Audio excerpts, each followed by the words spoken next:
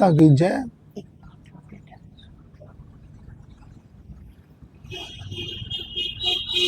हरि ओम।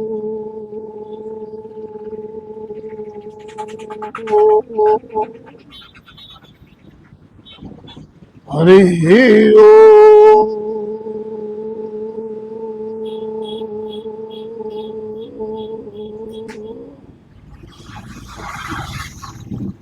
हरि ओम।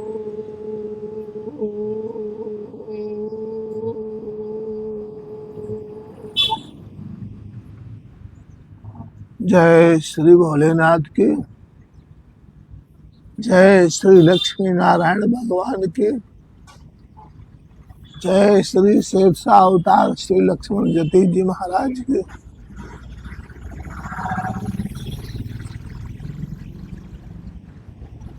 जय। श्री भोले भक्तों की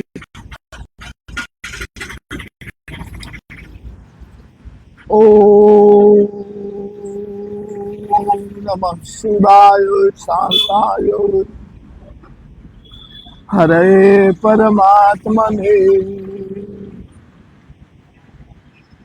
प्रणतः क्लेशनाशाय योगिनां पतये नमः। ओंकार बिंदु संयुक्तम नित्यं ध्यायन्ति योगिनः कामदं मोक्षदं चैव ओंकाराय नमो नमः।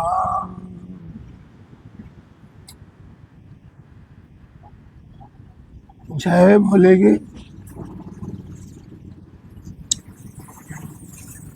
आज भगवान देवादिदेव महादेव का श्री शिव महापुराण श्री विश्वेश्वर संहिता शिव वंदना प्रारंभ हो रहा है। जय जय हे शिव परम पराक्रम ओंकारेश्वर तुम शरणम। जय जय जय शिव पराक्रम ओंकारेश्वर तुम शरणम। नमामि शंकर भवानी शंकर। हर हर शंकर तुम शरणम। नमामि शंकर भवानी शंकर। हर हर शंकर तुम शरणम। दशभुज मंडल पंचवदन शिव त्रिभुवन शोभित शिव सुखदाव। दशभुज मंडल पंचवदन शिव त्रिभुवन शोभित शिव सुखदव। जटाजूट शिर मुकुट विराजे।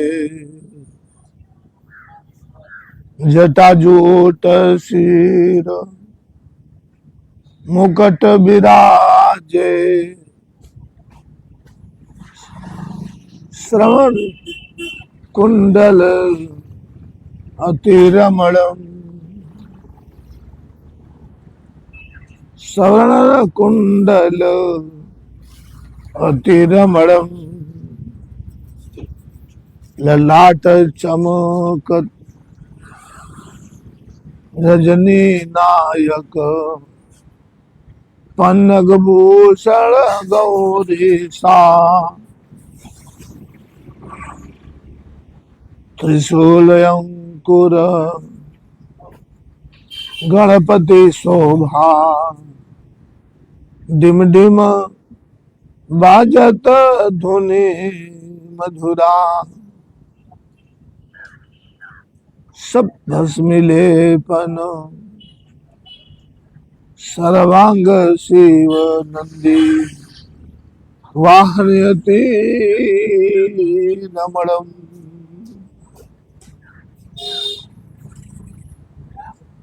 वामंगे गिरिजा विराजत घंटा नादित धुनि मधुरा गज चौबांबर गज चरमांबर बाघंबर हर कपाल माला गंगेशा सिद्धेश्वर ममलेश्वर शंकर कपिलेश्वर श्री के साता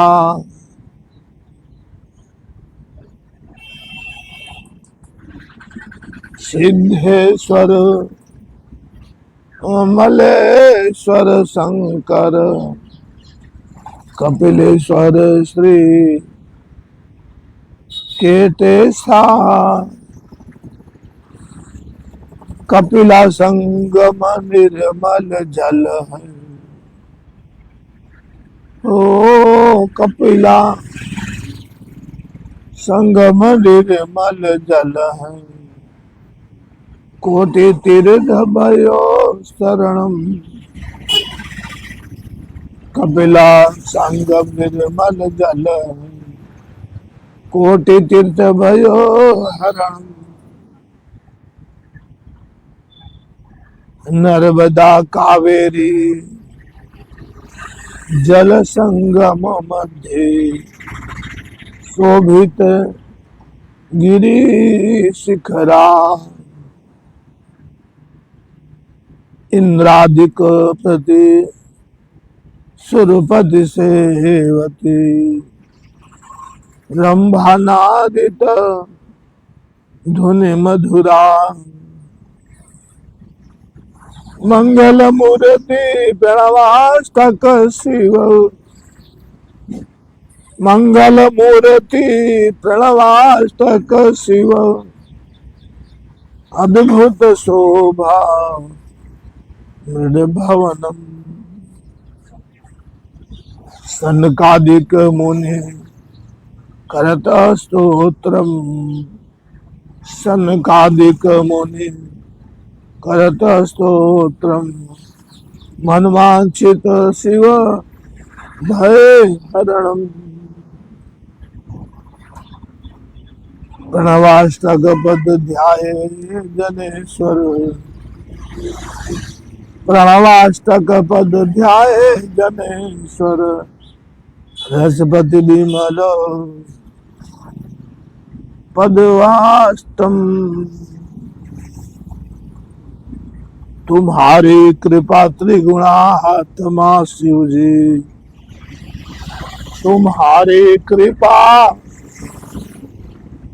त्रिगुणात्मा शिव जी पतित पावन भय हरणम तुम्हारी कृपा त्रिगुणात्मा शिव जी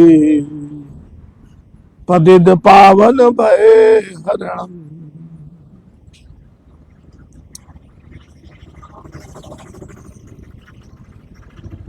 पहला अध्याय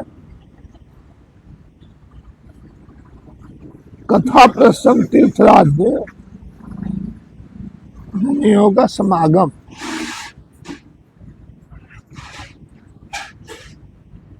श्री व्यास जी बोले, एक समय श्री गंगा और कालिंदी के संगम परम पावन प्रयाग में जब मुनियों ने अपना एक विराट सम्मेलन किया, तब परम वैराणिक श्री सूत जी के आने पर सभी लोगों ने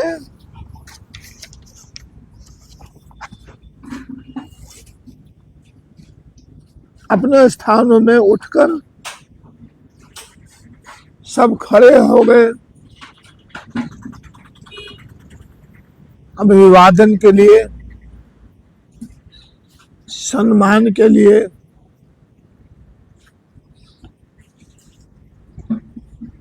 उनकी यथोचित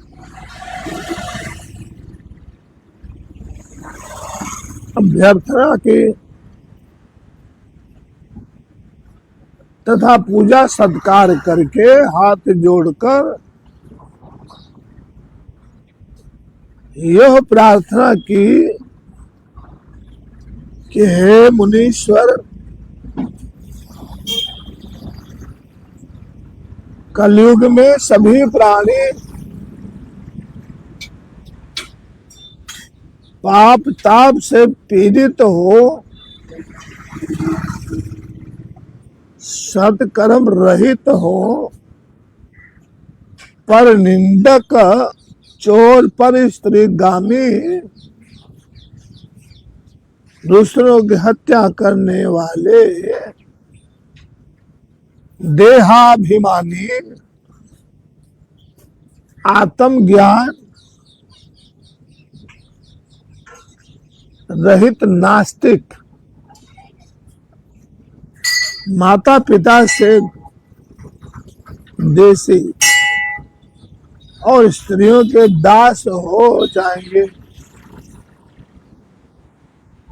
किसी में भी धर्म नहीं रह जाएगा। ब्राह्मण लोभी, वेद को बेचकर जीविका करने वाले, धन के इच्छुक और मद से मोहित,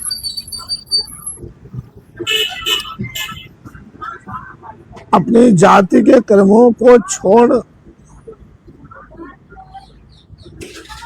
त्रिकाल संध्या करने वाले ब्राह्मण, ज्ञान से रहित, दयाहीन और व्रत को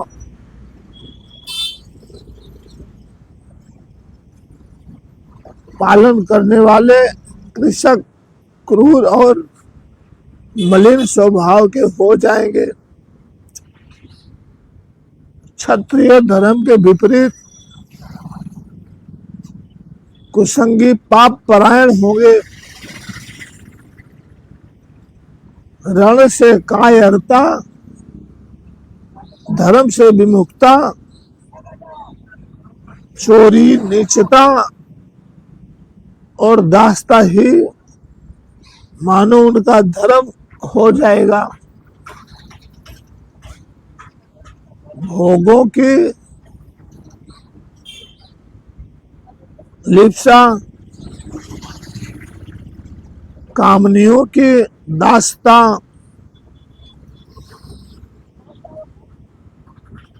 उनके जीवन का मुख्य ध्येय होगा। गौ माता की सेवा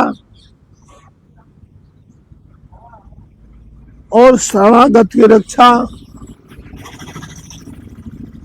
से विरत हो जाएंगे। वो प्रजा पालन से दूर और जीव हिस्सा में उनकी रुचि जागेगी। इस प्रकार वही सभी संस्कार रहित, अपने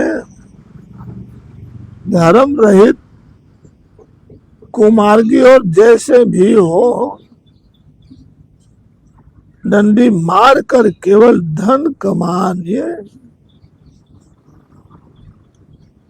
का अपना मुख्य धर्म समझेंगे और वे किसी अन्य की ओर कदापि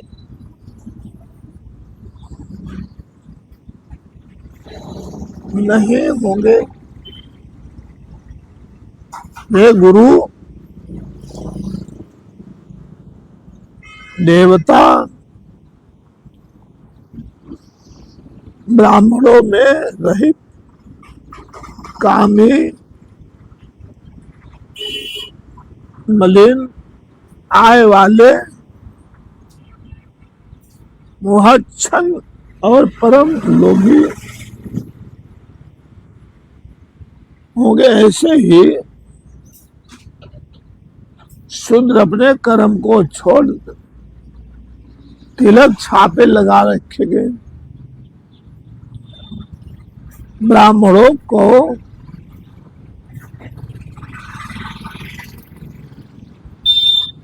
ये करने वाले नकली तपस्वी ब्राह्मणों के तेज हरता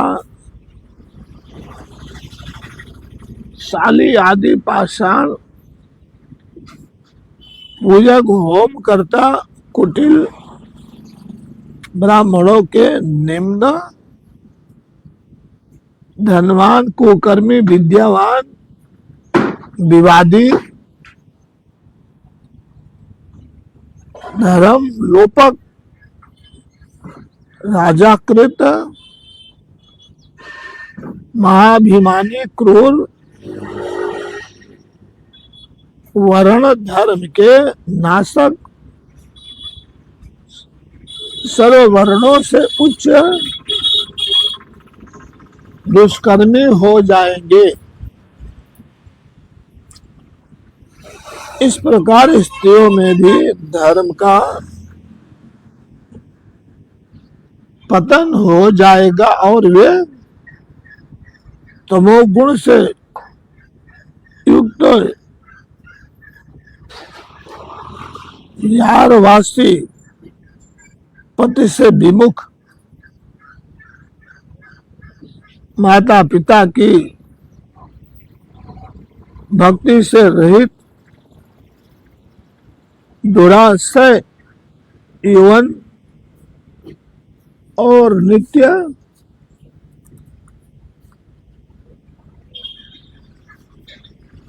ये सब उनके जीवन में उतर जाएगा। ऐसे नष्ट बुद्धि संतानों की लोक परलोक में क्या दिशा होगी, क्या दशा होगी उनकी। एक किस उपाय से सदगति को प्राप्त होंगे। हे श्री सूत जी महाराज, इस सम्मेलन में आप इस पर प्रकाश डालिए, क्योंकि हम लोगों को इसी बात की बड़ी चिंता है कि जगत को आगे क्या कैसे दुर्दशा होगी। परोपकार से बढ़कर दूसरा धर्म नहीं है। परोपकार से बढ़कर दूसरा धर्म नहीं है। अतः इसके लिए जो सर्व सिद्धांतों से मान्य हो, ऐसी कोई सरल युक्ति आप बताने की कृपा कीजिएगा। व्यास जी महाराज कहते हैं कि मुनियों की ऐसी बात सुनकर परम पौराणिक सूत जी अपने मन में भगवान देवादिदेव महादेव सदाशिव अघड़ दाने शंकर जी का ध्यान करते हुए बोले,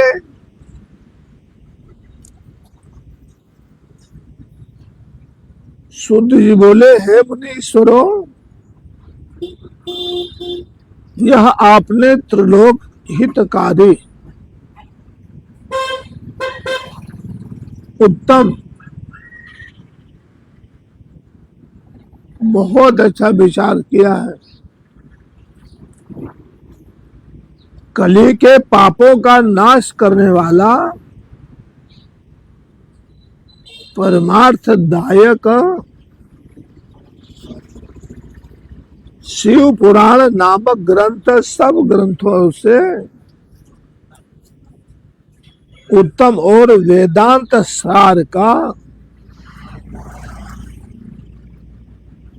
सब कुछ सर्वस्व है, जिसके पढ़ने सुनने से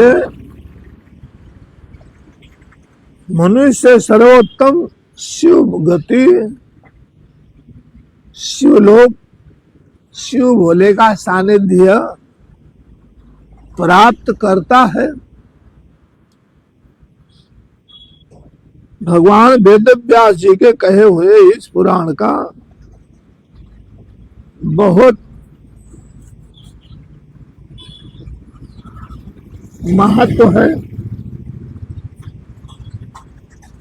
इसके कीर्तन और श्रवण से जो फल प्राप्त होता है, प्यारे भाइयों सज्जनों,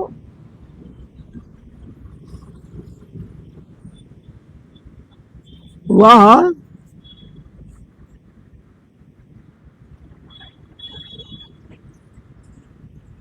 सब कुछ तो सब मैं नहीं कह सकता, किंतु उसका कुछ महत्व मैं लोगों से कहता हूं।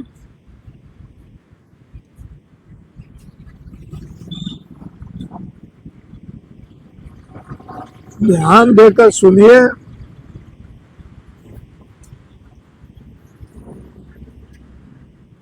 इसमें मैं अपनी ओर कुछ नहीं कहूंगा।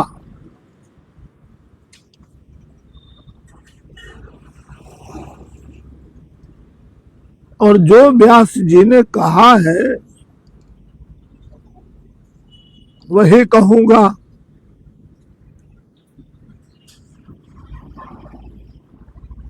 व्यास जी ने कहा है, यदि शिव पुराण का ये किया, मेरे प्यारे भाइयों सज्जनों श्रोतागणों,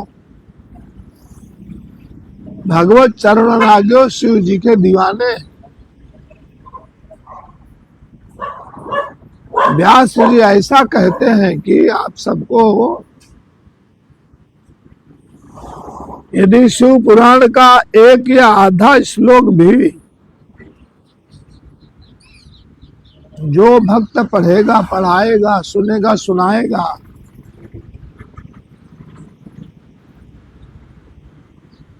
पाप से छूट जाएगा,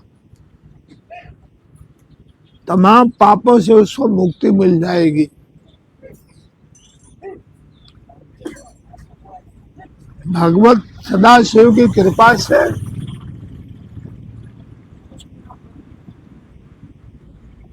सब कुछ उसका अच्छा होगा। और यदि सावधानी से संपूर्ण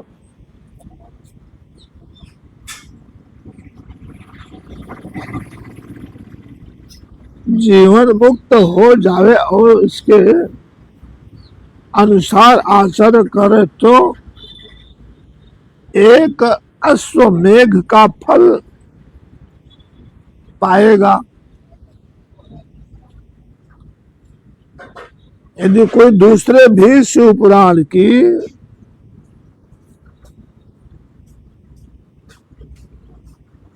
कथा कर दे तो वह सब देवताओं की पूजा के समान फल प्राप्त करे।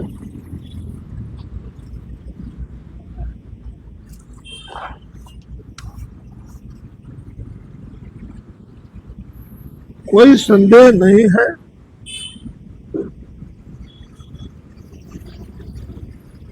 प्यारे भाइयों सज्जनों, शिव संहिता नामक इस सुधा अयम श्री शिव भगवान ने उपनिषद रूपी समुद्र को मथ करके निकाला है। अतः जो इसका पान करेगा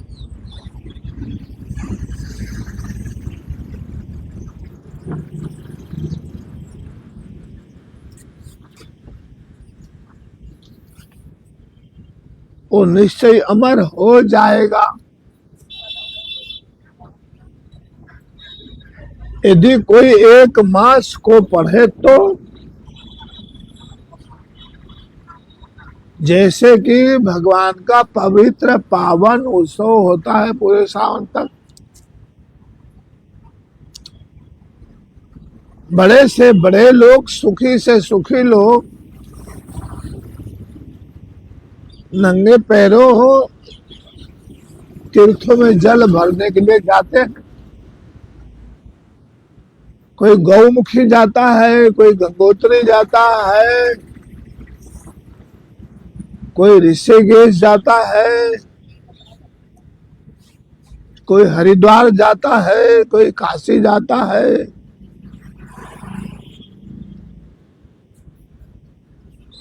तीर्थों का जल ले करके और अपने अपने जो गांव के तीर्थ भोले बाबा के शिवालय हैं, अपने अपने शक्ति के अनुसार भक्त लोग भगवान भोले बाबा को वो गंगा जल अर्पण करते हैं।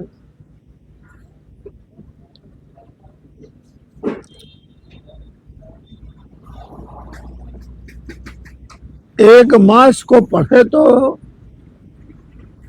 ब्रह्म हत्या आदि पापों से भी वह मुक्त हो जाएगा।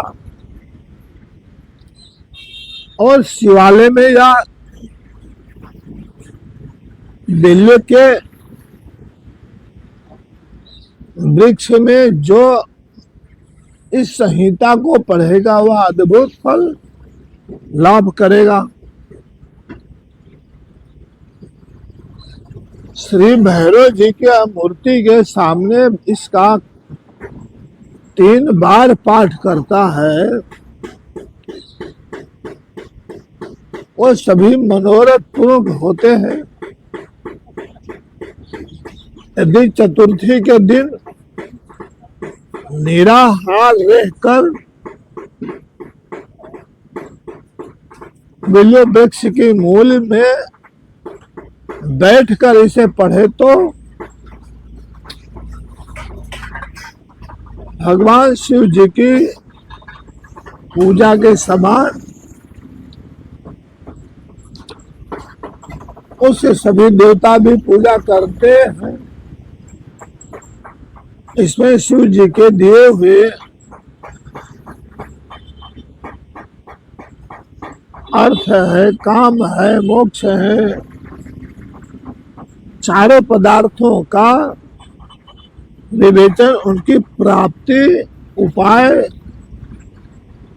शिव जी की लीला और विद्या सब कुछ निहित है। अतएव यह सब प्रकार आदरणीय, पूजनीय, सम्माननीय है।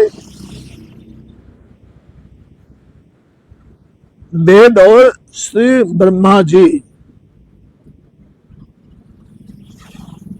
सम्मति के अनुसार श्री शिव जी ने ही पहले इस शिव पुराण की रचना की, जिसमें एक विशेषण संहिता, दूसरा रुद्र संहिता, तीसरा विनायक संहिता, चौथा उमा संहिता, पांचवा मात्र संहिता,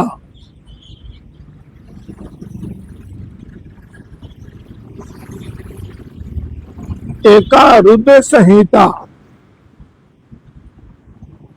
कैलाश संहिता, शतरुद्र संहिता, कोटि रुद्र संहिता, सहस्त्र कोटि रुद्र संहिता, वायव्य संहिता और धर्म संहिता अर्थात 12 संहिता, इतनी संहिताएं पुराण में सम्मिलित हैं। ये तीनों संहिताएं 10-10 हजार तथा और मात्र ये तीनों 8-8 हजार।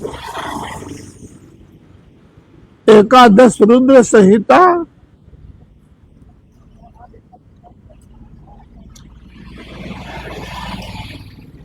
कैलाश संहिता 6000, शतरुद्र 3000, कोटि 9000, सहस्त्र कोटि रुद्र 11000, वायव्य संहिता 1000 और धर्म संहिता 12000। कुल 1,00,000 श्लोकों का शिव पुराण है। परंतु इसे शिव जी ने अब केवल, ध्यान से सुनिए मेरे प्यारे श्रोताओं, 1,00,000 की संख्या में शिव पुराण के श्लोक थे, परंतु भोलेनाथ ने अब केवल 24,000 मात्र 24,000 उसके लिए रख दिया है। और यह पुराणों में चौथा पुराण कहा जाता है। परंतु इसमें अब 7 संहिताएं ही प्रधान हैं। सृष्टि के आरंभ में शिव जी ने हमें इसे 100 श्लोकों में कहा था।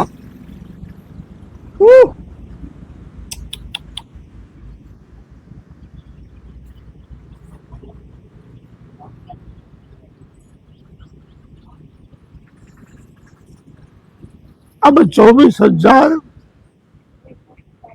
संख्याओं वाला शिव पुराण केवल इन संहिताओं में ही शेष रह गया है।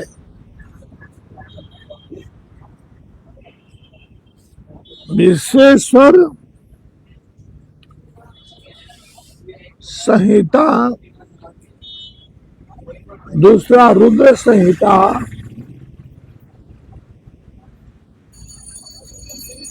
तीसरा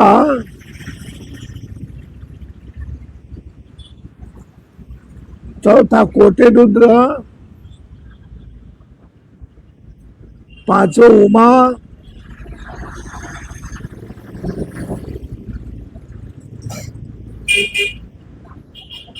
छठा कैलाश,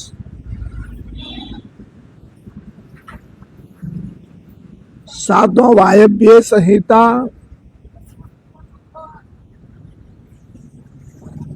जो इस सप्त संहिता युक्त श्री शिव महापुराण को आदर सहित पूरा पढ़ेगा, पढ़ाएगा, सुनेगा, सुनाएगा, करेगा, कराएगा, वह जीवन मुक्त हो जाएगा। यह सब पुराणों में श्रेष्ठ और 18 पुराणों में ये सबसे श्रेष्ठ उत्तम सब जीवों का कल्याण दाता है।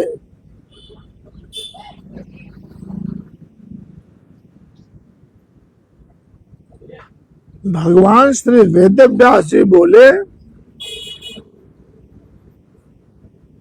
सूत जी ऐसा कहने पर उन समस्त ऋषियों ने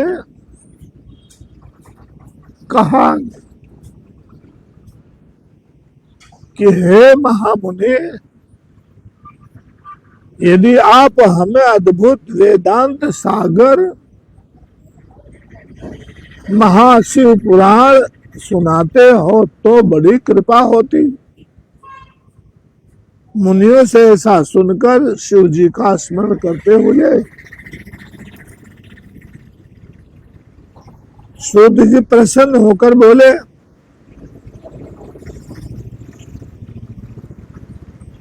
अच्छा तो अब आप लोग दुर्लभ महाशिव पुराण को ही सुनिए, जो समस्त वेदों का सार है।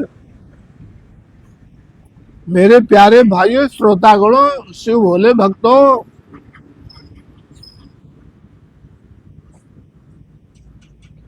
दुर्लभ शिव महापुराण को ही सुनिए, ऐसा वेद व्यास जी महाराज की आज्ञा के अनुसार श्री सूत जी ने अपना ऋषियों के बीच में फरमाया। जो समस्त वेदों का सार है, जिसमें भक्ति, ज्ञान, वैराग्य तीनों का वर्णन है। हे ऋषियों, हे मुनियों, पुरुषों में जब कल्पों का क्षय होता गया और उसके पश्चात जब इस कल्प का प्रादुर्भाव हुआ, तब सृष्टि संबंधी कार्यों के आरंभ होने पर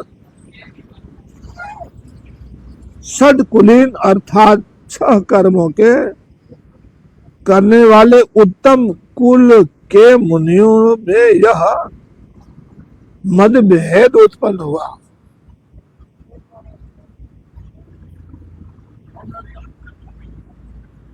छह सबसे परे है या नहीं, तब इसके निर्णय के लिए वे लोग ब्रह्मा जी